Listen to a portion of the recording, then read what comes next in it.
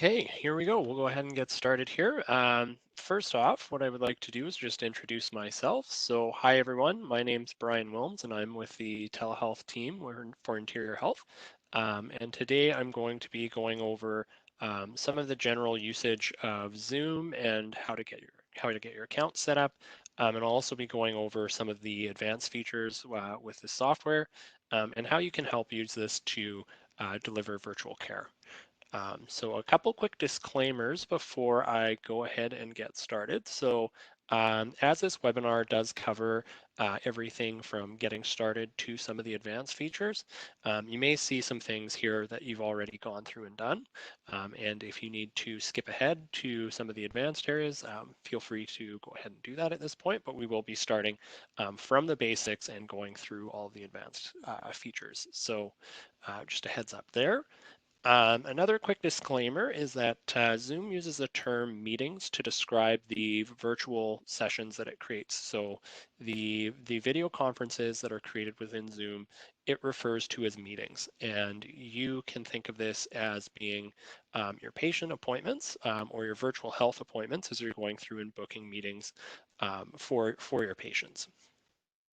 So, and with this demonstration too, I will also be using a mix of some live demonstrations using my own Zoom account and my own Zoom software. And I'll also be showing a bit of screenshots as I already have Zoom open and some of my windows might look slightly different. So you'll see a mix of screenshots and live demonstrations. So one of the first parts of this is to get your account requested. So one of the first things that happens when you get a Zoom account is you do need to request that account. And basically to request an account, you would send an email to zoom@interiorhealth.ca and you would say, I'm looking to get a Zoom account set up, and basically what we would do is we would email you back and collect some basic information we would need to get your account created, and then we would send the account off and get it created for you. So once the account gets created, you will get an acknowledgement that will come back into your Interior Health email address, and this is what that acknowledgement looks like. So this acknowledgement here, it will say hello and it will say your email address, and it will let you know that someone on our team has created a Zoom account for you. And then it just states to please click the button below to activate your account within 30 days. Now, if you're checking your Interior Health email address and you're looking for this activation email and you've realized that, hey, this email came in 30 days ago, or you've clicked on the activation button and it's not working for you, again, you just contact zoom@interiorhealth.ca and we can resend these activation emails out. So don't worry about that if that's a problem you run into, but if the link is working, basically you'll click on this activate your Zoom account button. And from there, you will go to a Zoom page where you will set up the password that will go with your Interior Health account. So once you've created your account, the next steps are to look for the software and see if you have it pushed to your Interior Health machine. And if you don't have it pushed to your machine, we would need to go through and install it. So one of the ways we would go ahead and check this is you can just click on the Start menu here and start to type in Zoom. Here I have Zoom installed and I can see that the application is here, but we'll say, for example, I look and this application isn't there, or if I'm on a non-Interior Health machine, I'll have to download the software. So to download the software, you would open your web browser. In this case, I'm using Google Chrome. And here I'm going to type in zoom.us. And this is the main Zoom website. And here, what you can do is you can go up to the top right-hand corner. So up here, you can see a section where we can see requested demo.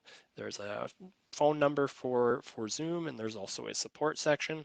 But there's a resources section here as well. And when you mouse over the resources section, you'll see a drop down. And the top option here is to download the Zoom client.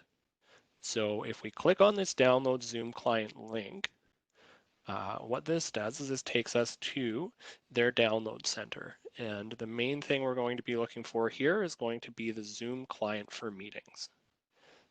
So this is the platform you would need to download to start using Zoom. So here you would click download on this download button here, and this will download the software, and you can go ahead and install it on your machine and begin using Zoom. So once you have the software downloaded, what it will look like when you first log in, or when you first open it, sorry, is it's going to look like this. So here we can see basically there's options to join a meeting. If you click on the join a meeting button, this will allow you to join a meeting as a guest without registering for an account, which is a feature that we have in Zoom. Or you can also click the sign in button, and this will be how you sign into your account. Now, again, you can join as a guest, but that won't allow you to host any meetings. So as we're looking to host meetings, you do need to sign into your account. So we would click sign in.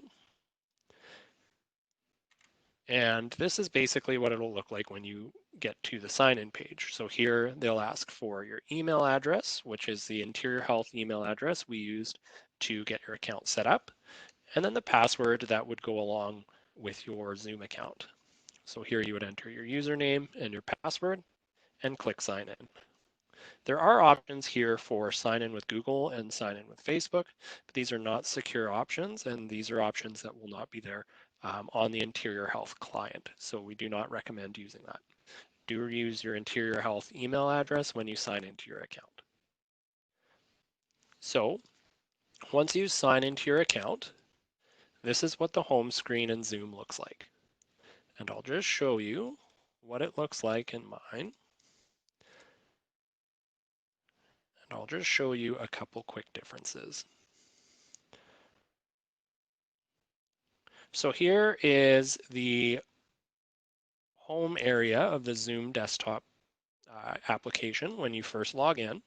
On mine here, it's a little bit different because I'm in a meeting at the moment. So I've started this webinar, so some of my options are a little bit different.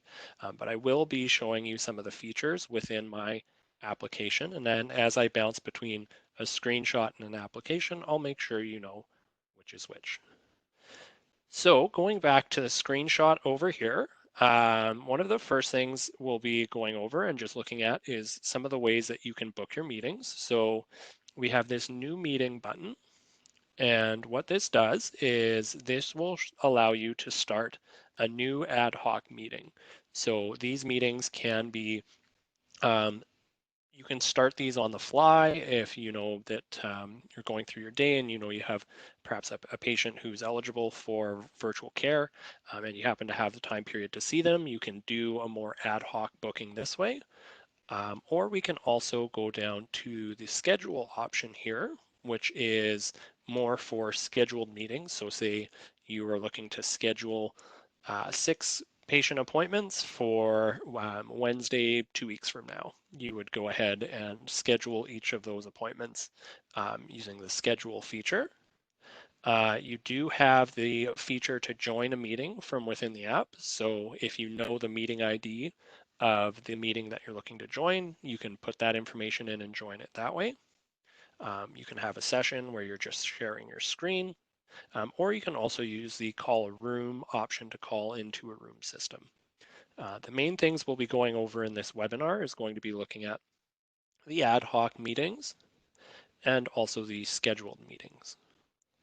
Now, a couple other areas we'll go over with the desktop app as we're looking at it is we have the home screen here. So there's these icons up at the top, and these kind of take you through the different areas of the desktop app. And the main ones we'll be looking at is the home area and the meetings area. So I'm going to go over to my desktop application here on the right side, and I'm going to show you what the meetings area is and what that looks like. So here I'm on the home screen, and if I click on the meetings icon up here, it will take me over to the meetings tab. And here I can see all of the different appointments that I have booked and all the appointments that I have coming up. So here I have a couple appointments coming up over the next couple days.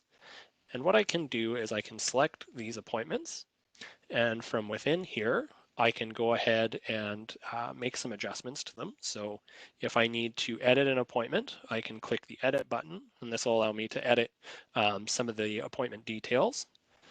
I have the option to delete an appointment. So say if I have an appointment I've booked with a patient and they've canceled, I can go ahead and delete that. I can copy the invitation. So say if the meeting invite didn't go out for some reason, I can go ahead and copy that. And I can also start the meeting. So every scheduled meeting that you book through Zoom using the schedule a meeting feature does need to be manually started.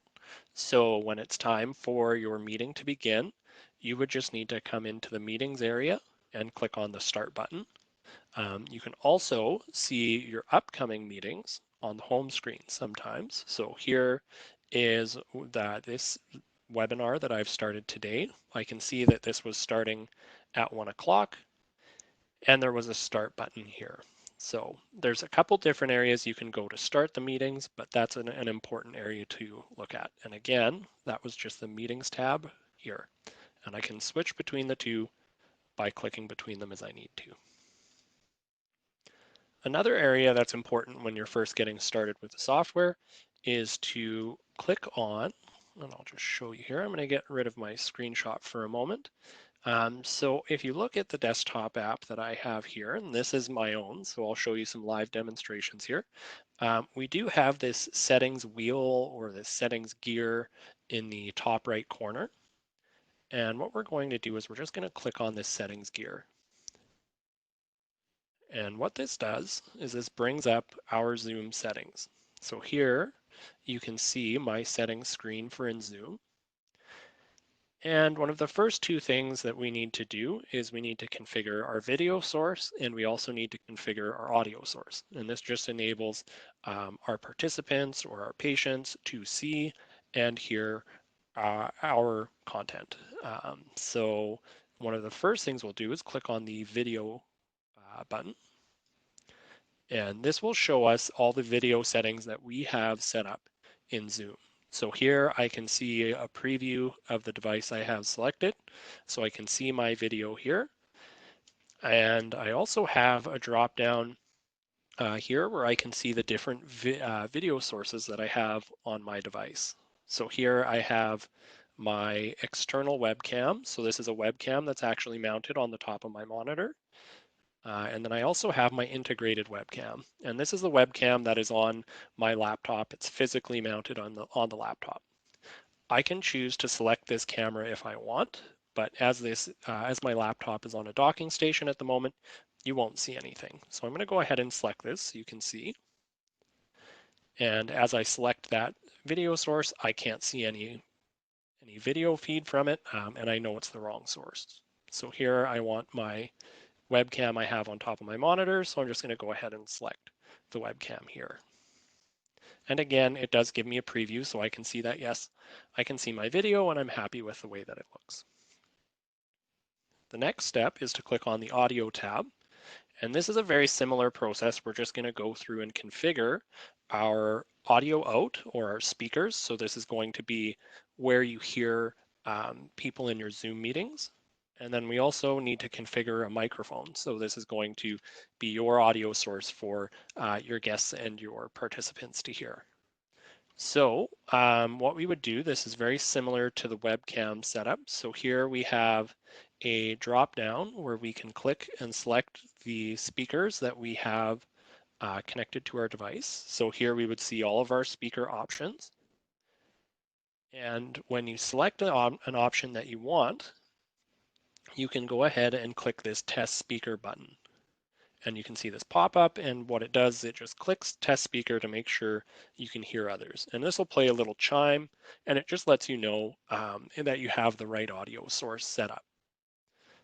And then we have a similar process here for the microphone. So again, we have a drop down, and we can select this drop down and see all of the different microphones we have on the device.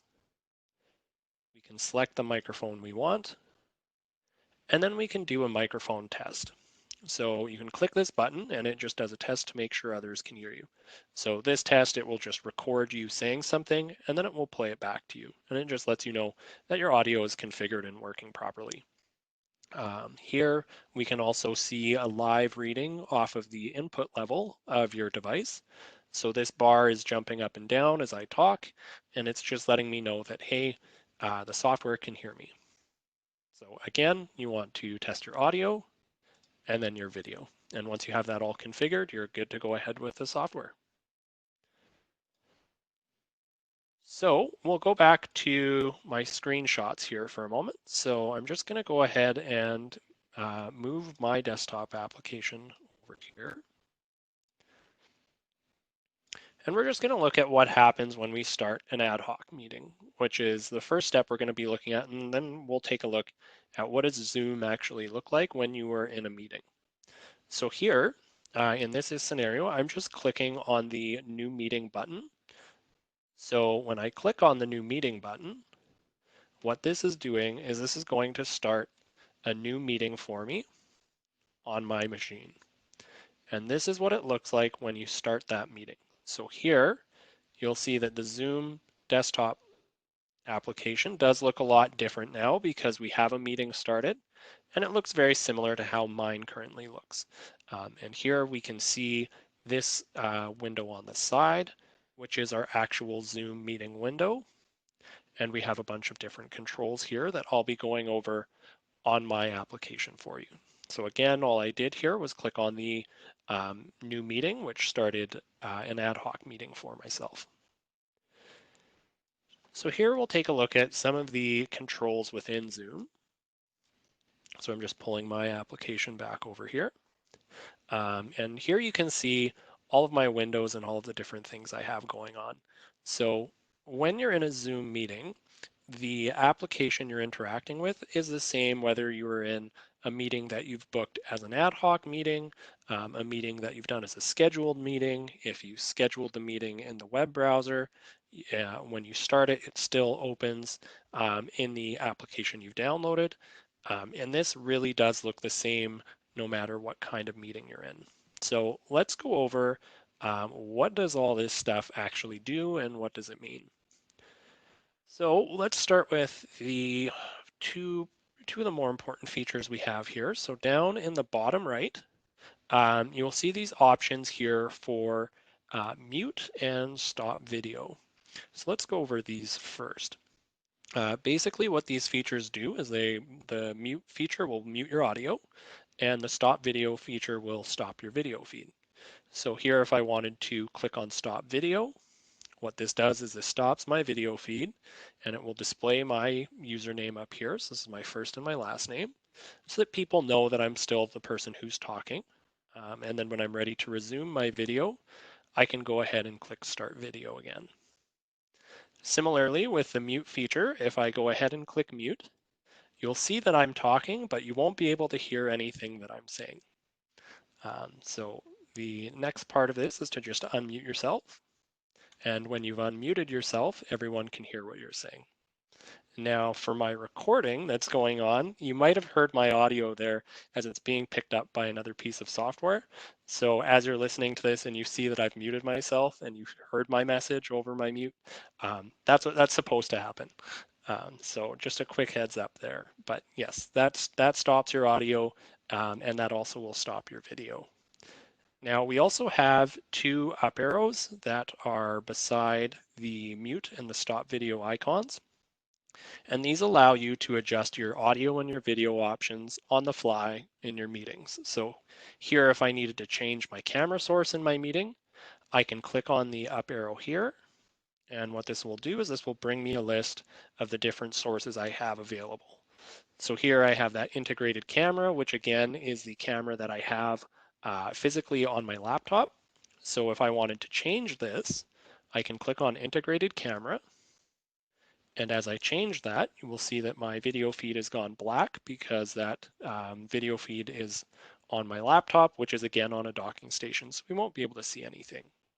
And when I have seen that and I want to switch it back to my external camera, I can just click on the up arrow again. and select the external camera. And this will bring my video feedback. So similarly, I can click over here on my audio sources, and I can see all of my microphone sources here and all of my speaker sources over here. So if I need to change this as I'm in my meeting, I do have the ability to. So those are those two features. The next feature we're going to go over is the participants pane. So here, when you first join a meeting or you first start a meeting, you may see the participants pane is not being shown by default. So there, you saw something disappear on the right-hand side. That was just me clicking on the participants pane, and that opens and closes it. So if I click on the participants pane again, we'll see all of the participants come back up onto my meeting here. And again, if I wanted that to disappear, I can click the participants pane again, and that'll make it go away. But here we're going to go ahead and click on that pane. And this might look slightly different as I'm in a webinar right now, but the functionality is all the same when you're in normal meetings. So here in my webinar, I have two separate areas here. I have one that is attendees, and then I have another area that's panelists. And this shows everyone who is in this webinar, and it sees the different roles. So here I can see that I'm the host, and I can see that Chris is the co-host here. When you're in an ad hoc meeting, you would just see your participants listed here, and you would see the different participants you have in the meeting.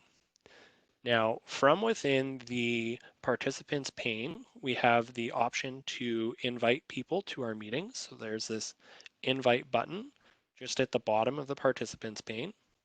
And we'll go over the invitation part in a moment. I just wanted to let you know that we have that invite button there, and we will be going over it. So a couple other features that we have that are within webinars that you wouldn't see in your meetings. We have the Q&A and the polls section.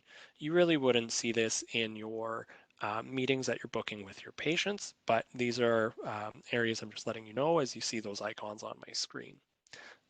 We also have a chat feature.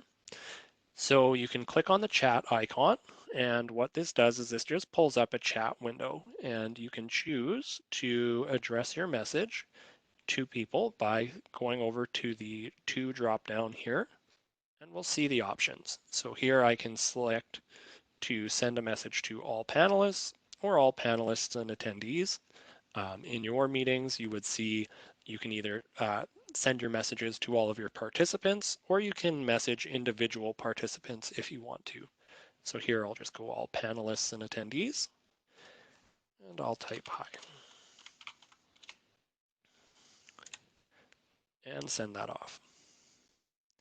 So that just is the chat window here. The other option we have is we have a share screen feature. So this is here just beside the chat window, and this enables us to share our screens in Zoom. Now, that is a bit more of an advanced feature, and I will be going over that later on in the meeting, but it's just good to know that this is where that icon is. The other thing we have in the bottom right is we have the end meeting function. So this button will basically end the meeting for yourself and all of the participants you have if you choose to do that. So when you end your meeting, you will see basically a pop-up that says, do you want to end the meeting for everyone, or do you just want to leave the meeting? And you can choose to leave the meeting or end it for everybody. So that's the end meeting button and how that works. A couple other icons we have here. So we have this lock in the top left corner, and you can just put your mouse over that, and it will show you that basically the meeting connection is secure, and it just says that its connection is encrypted. So that just shows us that our meeting is a secure connection. We have a clock here in the top right-hand corner. This shows us the time of our meeting. And then we have some view buttons. So here we have a couple different ways we can view the people in our meetings. So what you're looking at here is this is the gallery view is what it's called.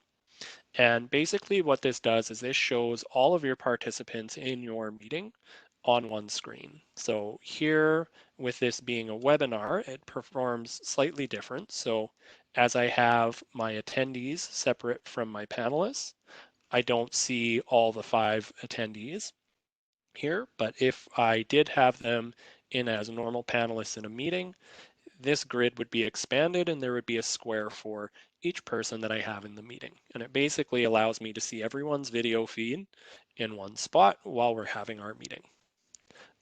The other view option is speaker view. And here what this does is basically promotes the last speaker to be the person who you have in the large screen. So as it's not showing me my own video feed in the big screen, what it's showing here is has Chris's video feed highlighted as he would have been. He's the only other person who can speak at this moment. But if we had multiple people in here and say Chris was talking, what this would do is this would show Chris's video feed front and center, and it's a larger view. And then we would have the other video feeds above it. And basically, as people talk, they would be switched from being a smaller view up to a larger view. I myself prefer the gallery view. So again, you can just click this gallery view button, and it will take it back to the gallery view.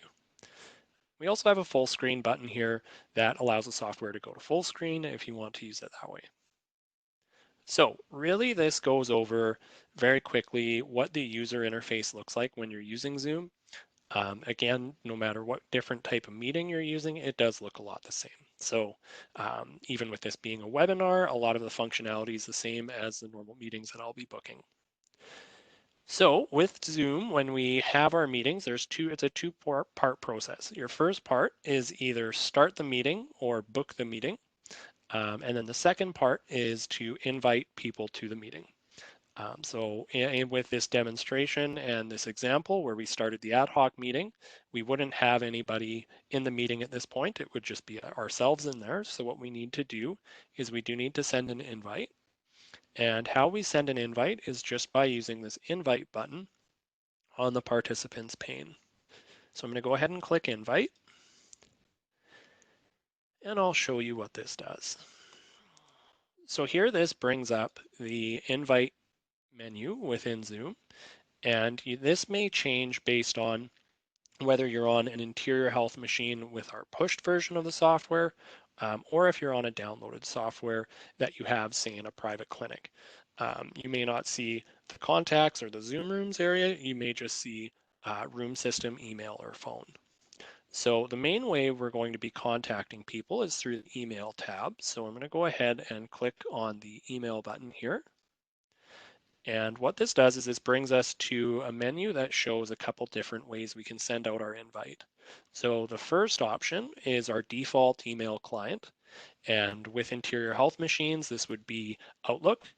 If you are, again, not on an interior health machine, there's also options for Gmail or Yahoo Mail. And if you have these mail clients set up by default on your device, what it will do is this will open our default meeting invite in that application that you've selected. Now, if you are on a Windows Live email account, or if you're using, say, Thunderbird as your mail client, there's also an option here to copy your invitation. So there's this button here at the bottom, and basically what this does is it works very similarly to a Word document when you're copying and pasting within a Word document. It's the same idea. You're just copying the invitation and pasting it into whatever mail platform you're using. So here I'm going to go ahead and click the copy invitation button just to show you what that looks like. So when I click copy invitation, there's a little message that says that the invitation's been copied to the clipboard. And that's just going to pop up here. And I'll show you that one more time. So I'm going to go ahead and click copy invitation. And we can see that that's been copied to the clipboard. Now for this example, what we're going to be doing is we're going to send this out through Outlook, which is my default email application. So I'm just going to go ahead and click default email. And what this does is this brings up our default meeting invite in Outlook. So here, This will be a little bit different in a meeting, as it would be a meeting and not a webinar. But this will show you basically getting the concept across. So we have opened our invitation and we need to send it out to someone.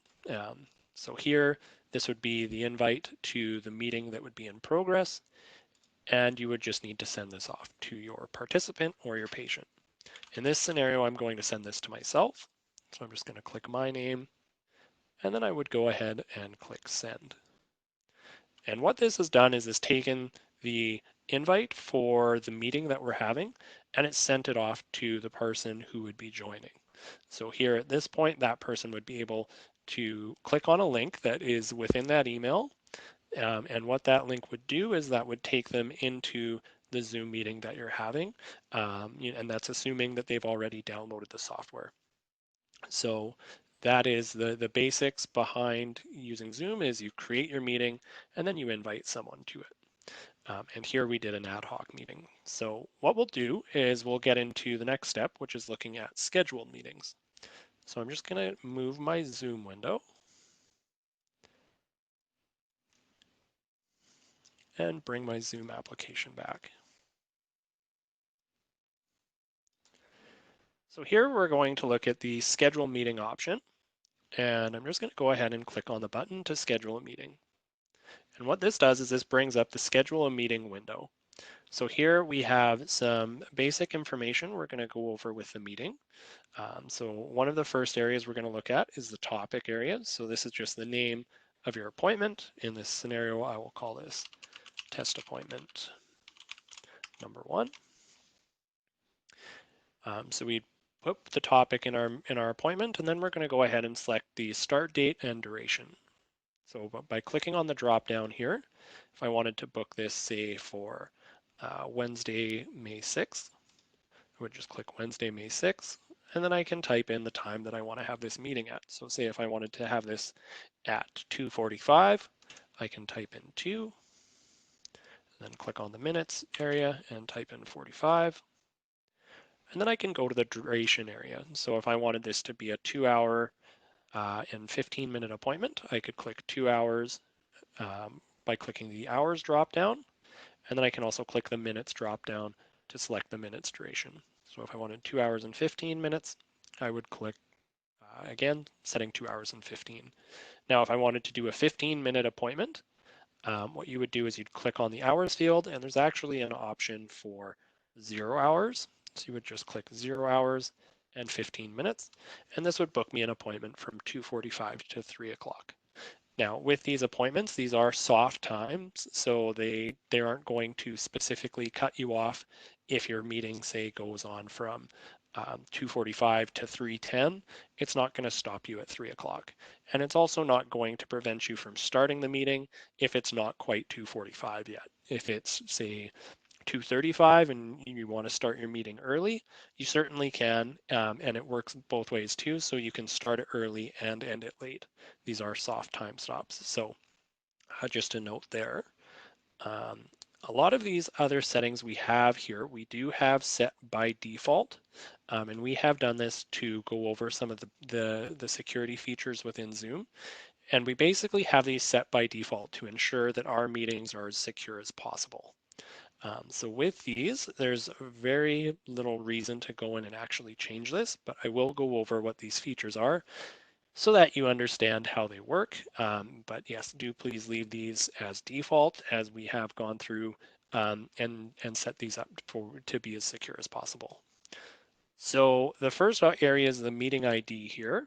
And basically what we have by default is we do have automatic meeting IDs, which means every meeting that you book in Zoom will have a unique ID to it.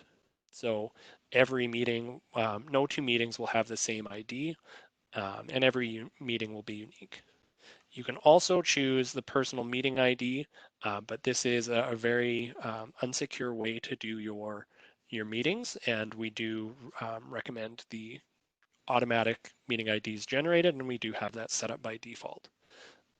The other option we have here is passwords, which are enabled by default, and every meeting is going to have a password to it.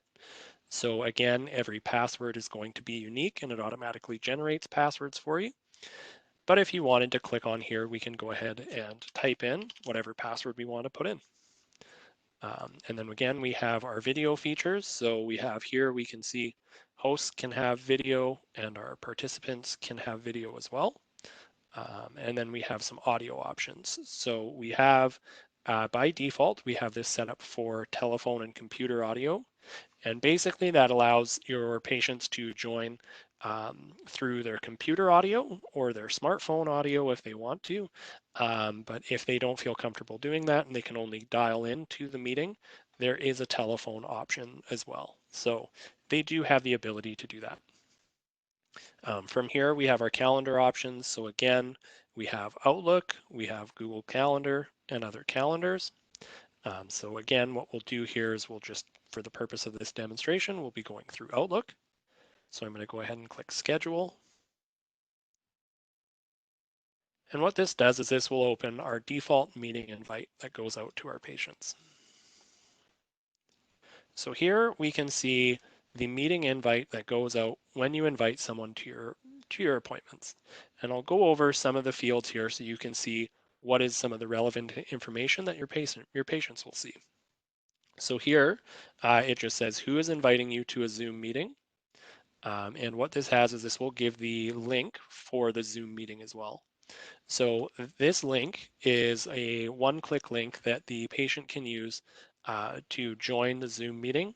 Again, if they have, this is assuming they have the software installed already, either on their computer or on their smartphone.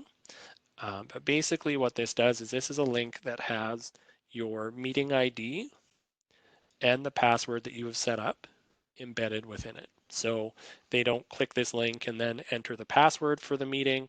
It's just they click the link and it takes them into the meeting. So it's a very easy process for participants to join the host. And then we have some notes here. So for a successful virtual care session, we're just recommending that patients do check their audio and their video with the Interior Health Zoom test site 24 hours before their appointment. And what we have here is this is just the link for the Zoom test site. So this allows the patient to go through and test their audio and their video prior to your appointment. And the purpose for this is to ensure that the time that you have booked for your appointment is saved for clinical matters. And this, so that you're not spending time going, hey, is your microphone unmuted? Have you selected the right audio source? Have you selected the right video source?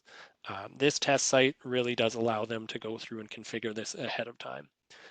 Also, when they click on the Zoom test site on their smartphone, if they don't have the application installed yet, it will take them to the appropriate app store with the official Zoom app. So they can then go ahead and download that software and then do the test within it. So another area we have here is just if they're having issues downloading the application or connecting to the test call, there is a Zoom customer support number. So we have the support number here. And basically what this is this is Zoom's customer support area where they will go through and walk you through how to get the platform installed properly and how to get using it. So they do have that option available to assist.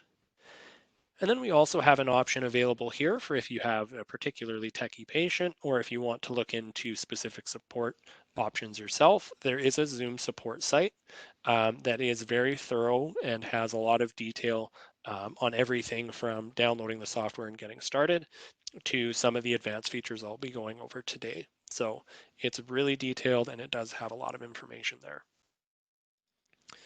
The other information we have here, so we have One Tap Mobile for your iOS users. So those are people who have iPhones.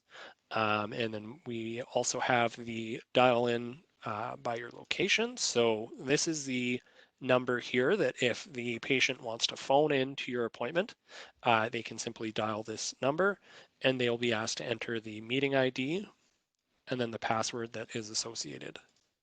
And this would just allow them to join your meeting by phone only. But yeah, keep in mind when they're joining that way, it would be strictly audio. They won't have video at that point. So that goes over really what's in the invite.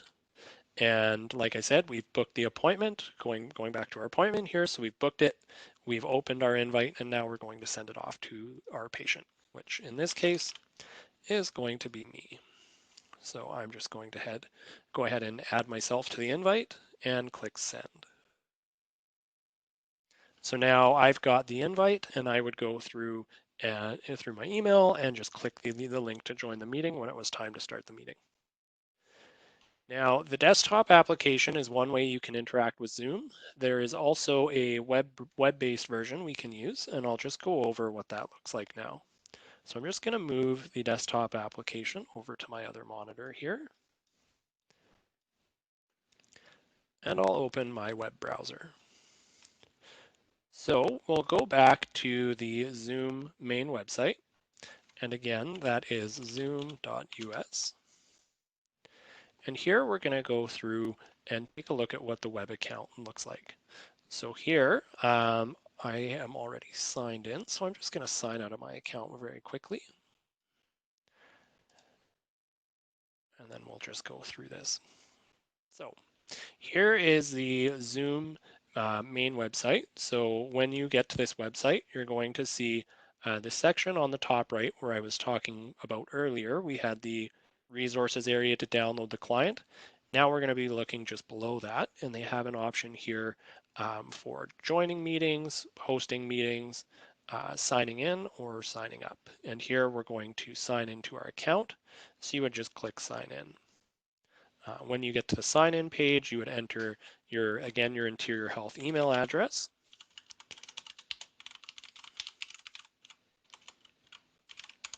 And the password associated. And you would just go ahead and click sign in. And this will sign you into your account. So here, I'm going to go over some of the things that you see here. There's quite a bit, so we'll just go through it slowly so that you understand what is what. First thing I'll point out is with my account, I do have an admin account, and I have this admin area here. On your account, you won't see that. So the main area you'll see on the left side is it's got a couple different options here. So we have the Profile tab, we have the Meetings tab, we have the Webinars tab, the Recordings tab, and the Settings tab. So if you click Profile, this just shows your Zoom account profile, and it shows some of the information on your Zoom account. You can look in here if you need to make any adjustments. The next area is the Meetings tab. So when we click on the Meetings tab, this is very similar to what we saw in the desktop application. It just has a little bit of information. It's just slightly presented differently. So here we can see the dates and times of the appointments we have coming up. We can see the name or the topic of those appointments, and we can see the meeting IDs over here. We also have the ability to start the meeting if it's time for the meeting to be started, or delete the meeting again if it's been canceled. If we need to edit the meeting, we can click on the topic area. So when we click on the topic for this test appointment, this will actually take us to the booking page, and here we can look at information such as sending out the invite, copying the invitation. If we needed to change meeting details, we can do that all here. I'll go over some of those meeting details in a moment when we start going through booking things. We have the Webinars tab, and this would show, if you have webinar privileges, this would show where you would go through and book your webinars and when your webinars are occurring. So that's the webinar area. With our Zoom accounts for Interior Health, the webinar feature is not turned on by default. So this is something that does need to be turned on your account. So if you click on the webinars area and you don't see anything, don't panic. That is how it's supposed to be, and that's something we do have to enable on your accounts. The next area is the recordings tab. And with Zoom, we have disabled all cloud and all local recording. So really, there's not a whole lot of reason for you to go to the recordings tab. There's not a whole lot to do there. Lastly, we have the settings tab. And this just shows the settings that you have on your account. And this is a very long, lengthy page. And there's a couple shortcuts to different areas in the settings tab here. But really, a lot of your settings have been configured by our system admins to make sure that this is being utilized in the most secure way possible. So there's not a whole lot of reason to go into your settings, with the exception of scheduling privileges, which I'll get into in the advanced features. So one thing with the web client is there is this ribbon in the top right. So this ribbon in the top right will follow you no matter where you are on the site. So if I start scrolling down the settings, we can see that the ribbon is following me. And also if I were to click on the meetings area and start scrolling down my meetings, we can also see this ribbon follows me. And the reason this does this is where our main controls in the web client are. So similarly to the desktop client, how we can either book an ad hoc meeting or a scheduled meeting, or we can join a meeting, those buttons are right here on the ribbon. So if we go over host a meeting, this will host an ad hoc meeting. So this is, again, one of those ones you can just host on the fly. And we can choose to do this with video on or video off, or we can choose to just do an ad hoc screen share. We have the Join a Meeting tab, which I can click on, and this will allow me to join a meeting. If I know the meeting ID, I can go ahead and type that in. And then we also have the Schedule a Meeting area. So here, this is where we would go ahead if we were going to, again, schedule, say, a patient appointment for 2 weeks from now.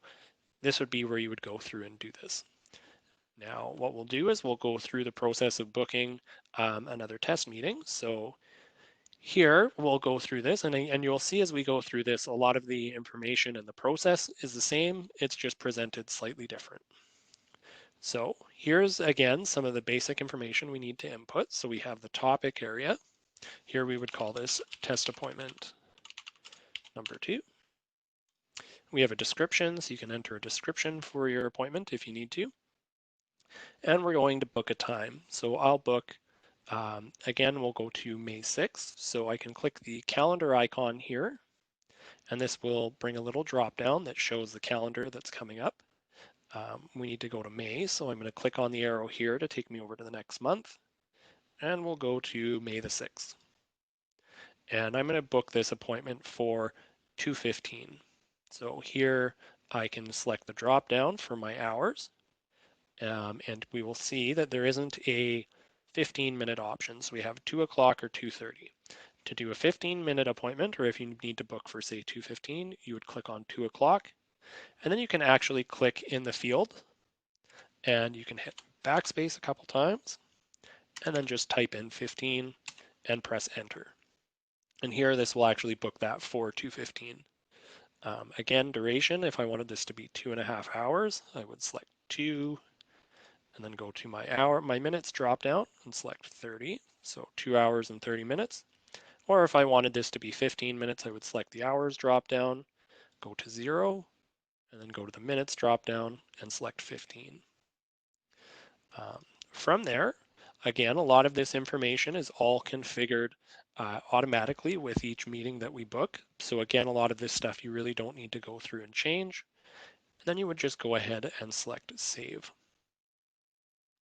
So here I have saved my appointment. So this basically has done step 1 of the process, which is book the appointment. The next step is to actually send out the invitation. So here I can see the meeting that I've booked. So I've got the topic, a couple different ways I can send it out here, and all of the other configuration options here. The big things we're going to be looking at are these options to send out the calendar invite. So here I can open this within Google Calendar, an Outlook calendar, or a Yahoo calendar item. Again, if you are using, say, Windows Live email, or if you are using, say, Thunderbird as your mail client, there is also the option over here. If you go to the right-hand side, there's an option to copy the invitation. And this is, again, going to be familiar to us, as this is just like the copy and paste function you would see in a Word document. You would click the copy the invitation button, and this will just bring up a message that says, here's the, basically it says copy meeting invitation, and it shows you our default meeting invite, and this has all of the same information. And then there's a button here to copy it to the clipboard. And that's just where data goes when you're doing a copy and a paste. So when I click this button, you will see a little notification that pops up here that says it's been copied to the clipboard. So I'll just click copy, and it says that it's been copied to the clipboard. And then I can open a new mail item in whatever platform I'm using and paste that meeting invite in. Again, if I click copy, there's that notification. It just shows me that it's been copied. In this example, what we'll do is we'll go ahead and we'll send out an Outlook calendar invite again. So I'll click Outlook calendar. And what this does is this creates an Outlook calendar invite and just downloads it for me. So I would click on the bottom left here to open my Outlook invite. And this will open our default meeting invite within Outlook. So that's just loading that here.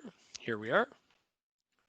So here we can see again that test or that default meeting invite. So here we see the Zoom meeting. This is the one-click link for the patient. So again, this has the meeting ID and the password within it. We have the test site for the audio and video check for the patients. We have the support number, and we also have the self-help documentation. So all that information is there. Now we just need to send this out to the patient. So we would click Invite Attendees.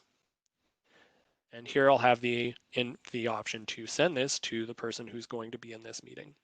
So here I'm going to send this to myself again, and then just hit send.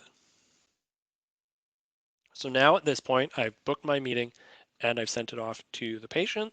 So at this point, I would be done with this meeting and I can go ahead and book my next appointment, again, just by going up and scheduling a meeting. So as with what you've seen, really, whether you're using the desktop application or the web application, the process is very similar. Data is just presented slightly differently.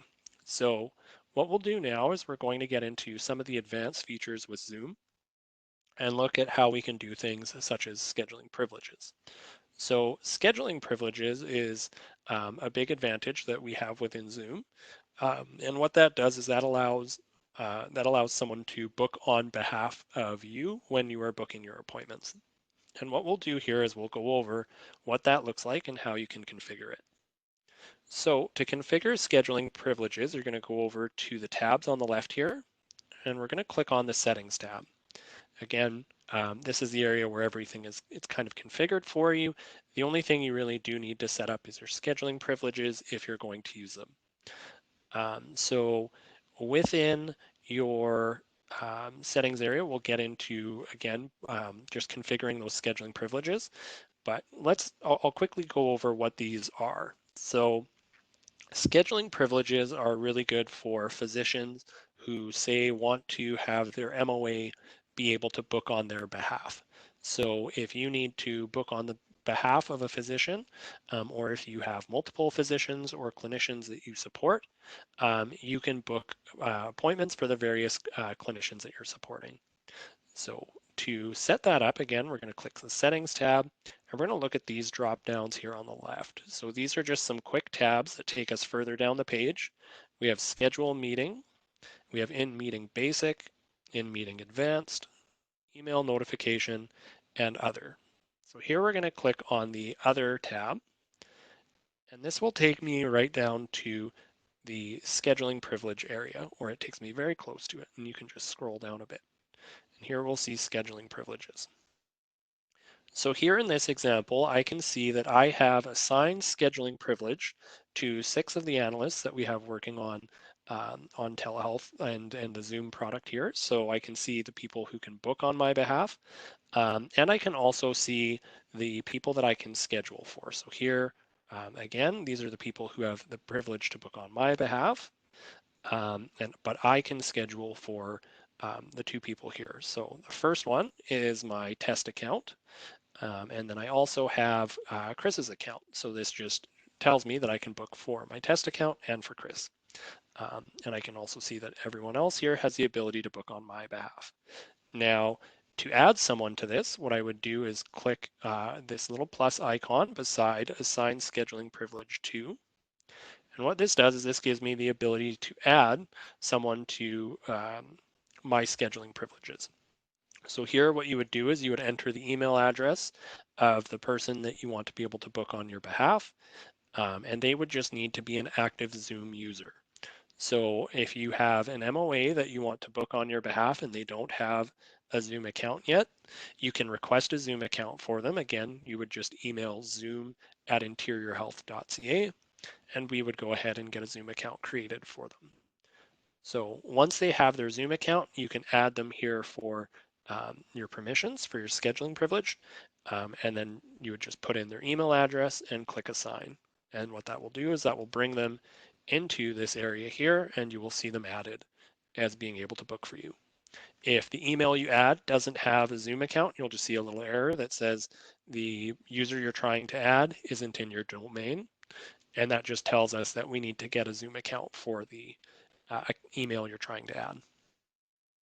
So that is how you set up scheduling privileges on your account. So again, if you wanted to set that up for an MOA, if I was playing the role of the physician, I would come here, click on the Assign Scheduling Privilege button, and then put in my MOA's email address and set them up. Now let's take a look at what that looks like when we're scheduling meetings. So again, just going up to the ribbon here at the top right, I'm going to click on the Schedule Meeting button, and this is going to take us to the Schedule Meeting area. So here we're going to, again, there's all of the default information here, and I'll just skip to the area that's different. So the area that's different when you have scheduling permissions set up is about halfway down. We'll see this option here that says Schedule For. So here I can choose to schedule this meeting either for myself, I can schedule this for my test account, or I can schedule this for Chris. And I would just click on who I want to schedule this for. And I can choose to either, like I said, I can book this on behalf of one of those two people, or I can also book it for myself. From here, I would go and put in all of the same default, or pardon me, the meeting details, so topic, date, time, duration, and then I would still have to send this off.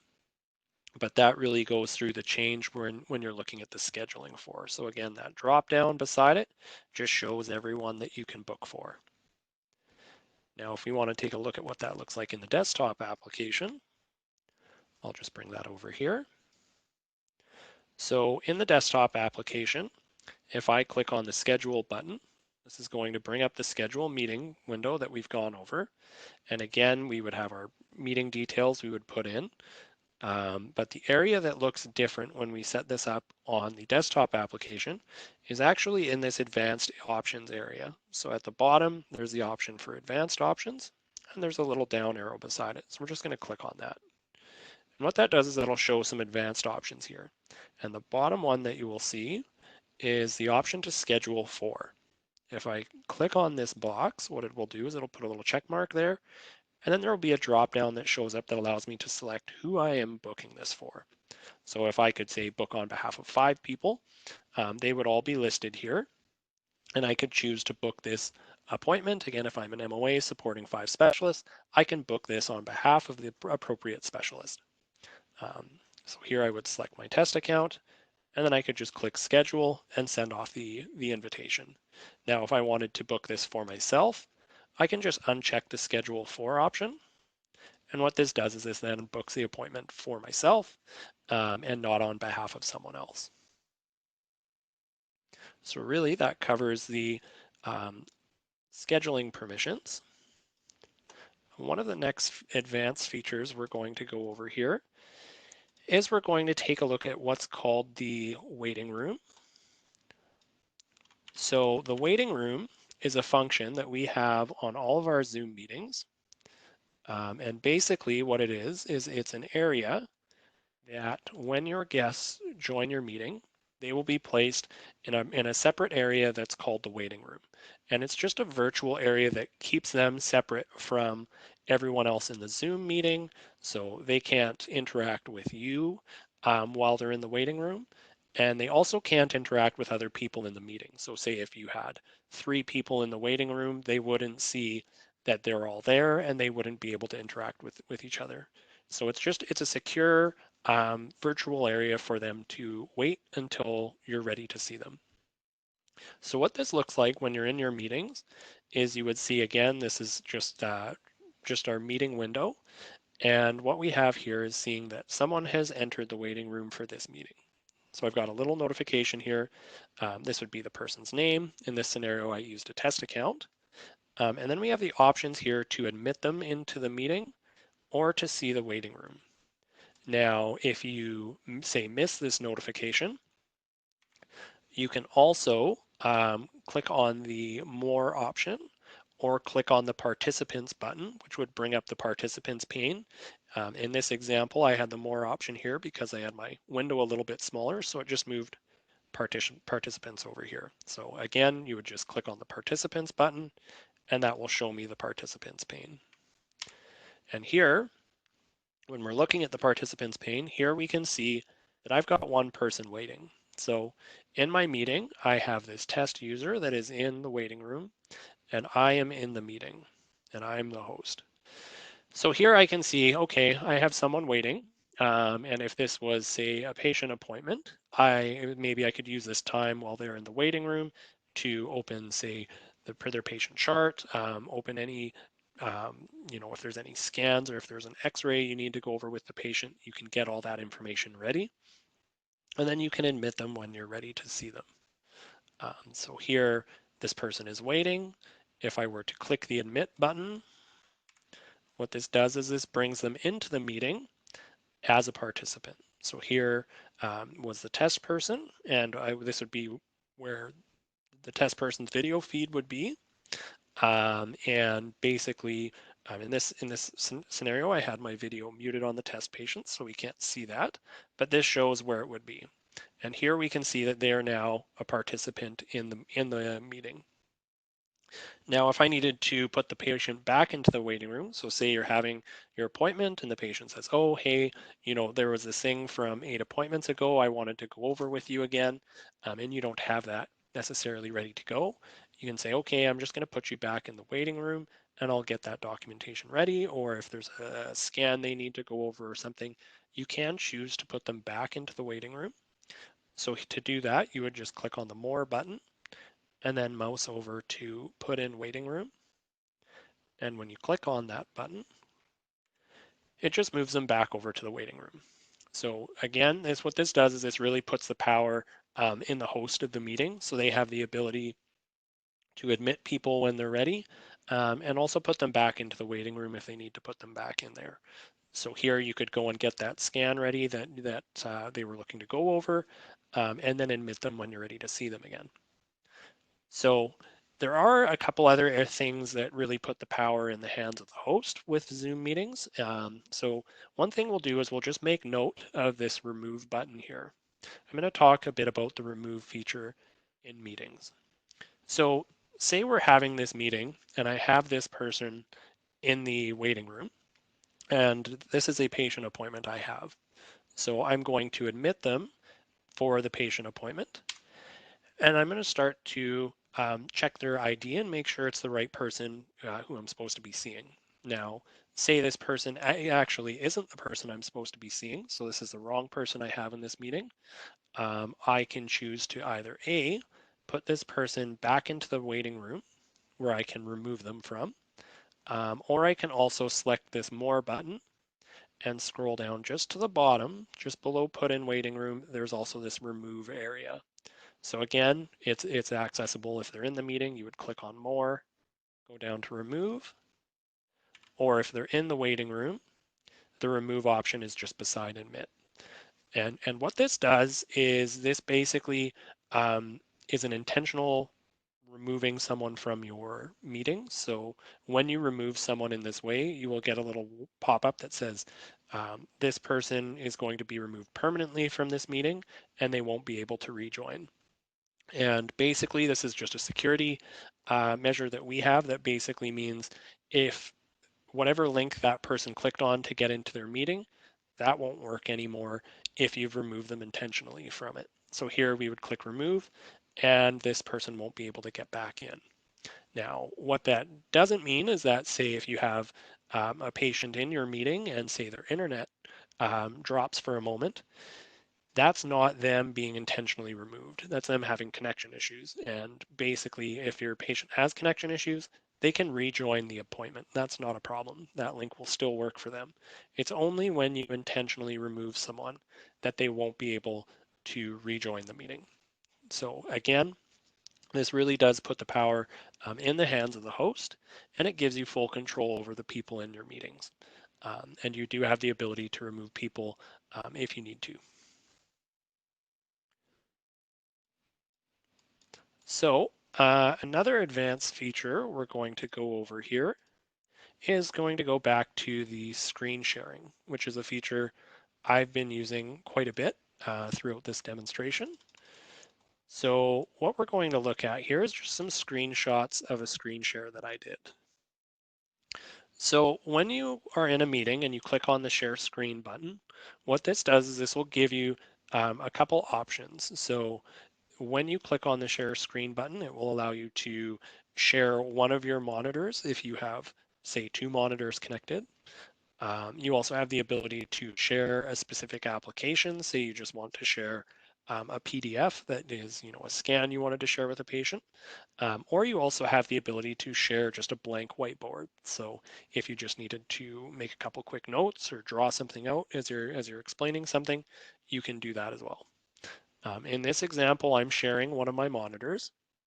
So here we can see this green square around the screen that I'm sharing, or the content that I'm sharing. And then we see a lot of the meeting controls have just moved up to the top here. So here I still have the ability to mute and stop my video. I have the ability to go to the participants pane, and I have the ability to stop my share. So if I've shared my content on my screen and I'm done, I can click on the stop share button.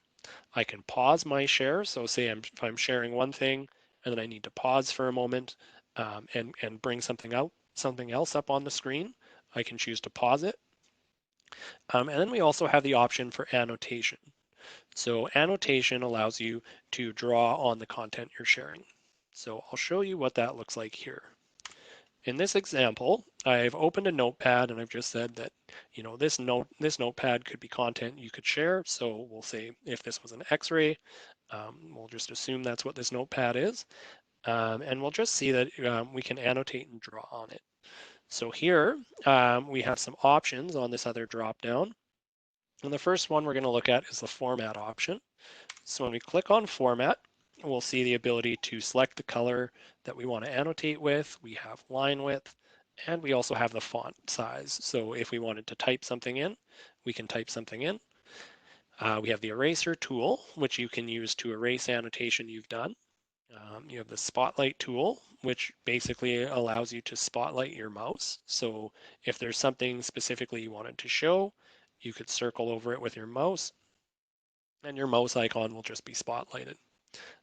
You also have the stamp feature, which is just some basic, checks or arrows if there's specific things you want to show. And then we have the draw feature, and that's really where you would click on draw, and then you have the ability to, like I said, you can draw on this. So here, if we wanted to highlight something specific on an X-ray, we can circle it and show it to the patient. Now, with the annotation, if your patient is on the smartphone application, a really nice feature of this is they actually have the ability to zoom in on what you're annotating. So this is particularly useful for people who are maybe visually impaired or have issues seeing things on their smartphones, similar to how a lot of photo galleries on your phones, how you can zoom in on your smartphone pictures. You would zoom in on the same way just by pinching on the screen and dragging your fingers out towards the edges. And what that'll do is that will zoom in on the content that you're sharing. So it's pretty useful for, again, for visually impaired people. So once you've finished annotating, you have the ability to clear your drawings, and you would just click the clear icon and then go down to clear all drawings. And what this will do is this will clear up all the annotations, and then you can go ahead and click stop share or click the X button here to stop annotating. And really that goes over a lot of these screen sharing features. The next thing we'll go over, speaking of the smartphone app, is we'll just take a look at what does the smartphone app actually look like. So here, I'll just bring my screenshots that I have actually taken. Basically, I took these screenshots on my own phone using the Zoom application. So this is on an Android phone, so it might look a little different on an iPhone. And basically, this is the home screen from within the Zoom application. And what I've done at this point is I opened the application and I signed into my account. From here, I can see a couple options. So I have the ability to start a new ad hoc meeting if I wanted to do an instant meeting. Again, very similar to how you would book this within the desktop application or the web application. You can also do it within the mobile. We have the ability to join a meeting if we know the specific meeting ID. And then we have the ability to schedule a meeting as well. So if we want to, say, schedule a meeting for 2 weeks in advance, we can do that from here as well. What else we have here is this is very similarly to the desktop and the web app. We do have a meetings tab as well. So if I clicked on the meetings tab or tapped on the meetings tab, what it would do is bring me to all of the meetings that I have coming up over the next couple days. And here from within these meetings, I can choose to select a specific meeting. I can either edit the meeting, I can send the invitation, or I can start that specific meeting. I can also go down the side here and start a specific meeting. So if I wanted to start the meeting on April 8th, I would just click start. Now, when you start a meeting, what it looks like in the mobile phone is, again, very similar to what you see on the desktop. It's just presented slightly differently. So here we still have our mute features, our start and stop video feature. We have the ability to share content. We have the participants pane, which would allow us to invite people to the meeting. And then we have the end button, which is, it's not on the bottom right anymore. So the end button has gone up to the top right. And that just is where we would go ahead and end the meeting. So we could end the meeting for everyone, or we can just leave the meeting ourselves. So here we can see that. We have the little lock that shows that the call is encrypted and it's a secure connection. So in this scenario, we'll click on the participants pane. And here we can see the participants in the meeting. So here I would see if anyone was in my waiting room. Here I would also be able to go and invite people if this was an ad hoc meeting. So here I have the invite button, which is just down at the bottom here. So here we can see we've got chats, we have invite, and then we have some mute functions as well. So from here I would click invite and then send the invite out to the person I wanted to join my meeting. Now, if I wanted to schedule a meeting, I would just click on the schedule button from the home screen. And here is what the schedule a meeting option looks like on a smartphone. So again, we can see the topic, we have the date, we have the duration, and then really a lot of those other features are enabled by default. And from here, you would just go ahead and click done, and that would open your invitation, which you would send off to the patient. So really what that does is that goes over a lot of the advanced features that we have within Zoom. And we have one last section we'll go over here. So as you start using Zoom, if you find that you need additional resources, or if you're using Zoom, say 2 weeks from now, and you can't exactly remember how something was done, or you want additional information on what we have for Zoom, you can access this by going to the Interior Health website. So here I'm just going to go to the main Interior Health website.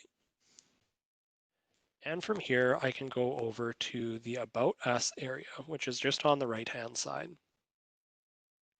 and we're going to scroll down to the physicians area. From the physicians page, what we're going to be looking for is just on the left-hand side, and we just need to scroll down to this section here, which is called virtual care.